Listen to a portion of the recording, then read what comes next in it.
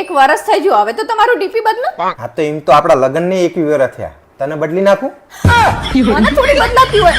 હા તો જે હે એમ રવા દે ને, લોહી પીધા વગર. બોલ. વિજ્ઞાને આટલી બધી પ્રગતિ કરીને તોય હજી વિજ્ઞાન એ નહીં શોધી શકતું કે બાળકને આપણે એવું કરીએ ને તો બાળક હગવા ચેતા માંડે. હા ગંધાતી તું એક નંબર ની. સાચી જ વાત છે પણ વૈજ્ઞાનિકોને પૂછ, મને શું કરવા પૂછે તું આવું? હું તને પૂછતી હતી, તમને ખબર હોય. હા બ્રોનેલા, હા બોલ. આ અજાણ્યા નંબર ઉપરથી કોક ભાઈ મને હે ને 3 દિવસથી મેસેજ કર કરે કે વિડિયો કોલ કરો ને વિડિયો કોલ કરો ને, તો આ ભાઈનું બ્લોક માર દો. બ્લોક કરવાની જરૂર નહીં તારે એને.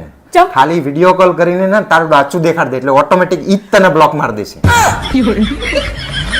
વિડિયો કોલ કરે ને વિડિયો કોલ કરે. બ્રોનેલા, હા બોલ. આ છે ને મને બેંક વાળાનો ફોન આવ્યો તો. તો શું કહેતા હતા બેંક વાળા? તો બેંક વાળા એવું કહેતા હતા કે બેન તમારા એકાઉન્ટમાં જેટલા પૈસા પડ્યા હે ને એટલા તો તમે તમારા ખિસ્સામાં રાખી શકો, તમારે એકાઉન્ટ ખોલવાની ક્યાં જરૂર હતી? હા તે નાખવા જતી હોય તો પૈસા તારે પણ વયા વગર હા તે ખીચામાં પડે, મારા પાકીટમાં નહીં પડે હોતા. ખબર હે આજ હું 5 મિનિટમાં 10 કિલોમીટર દોડ્યો. લે તે તો સારું જ કહેવાય ને. શું તંબુર સારું કહેવાય? કોકે એનું કૂતરું છોડી મેળ્યું મારી વાંહે.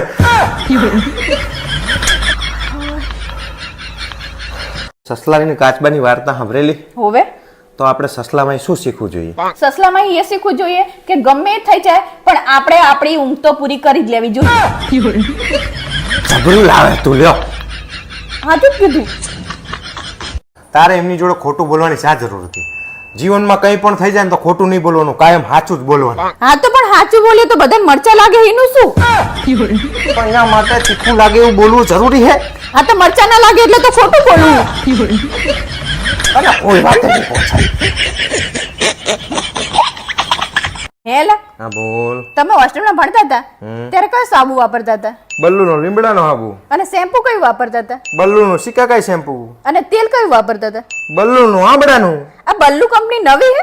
કારણ કે મેં તો કોઈ દિવસ બલ્લુ કંપનીનું નામ નહીં સાંભળ્યું. અલી ભોંડી, બલ્લુ કંપની નહીં, બલ્લુ મારો રૂમ પાર્ટનર હતો.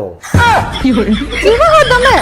આ તો તાણ છે હોસ્ટેલમાં રહેતા તાણ પૈસા હતા, બલ્લુનું જ વાપરવું પડે ને, બલ્લુ પૈસા વાળો હતો. 300-400 રૂપિયાની એવી કઈ વસ્તુ છે જેને લઈને માણસ આખી જિંદગી બેઠો બેઠો ખાઈ શકે?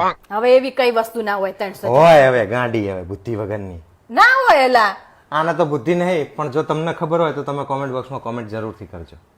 તમને એક સવાલ પૂછું? પૂછ. આપણે ઘરની એસી નું બિલ ઘરે આવે છે તો ગાડીનું એસી નું બિલ ક્યાં કણ આવે? કોને બોલશે જ નહીં ને. આમું જોઈ રહ્યા.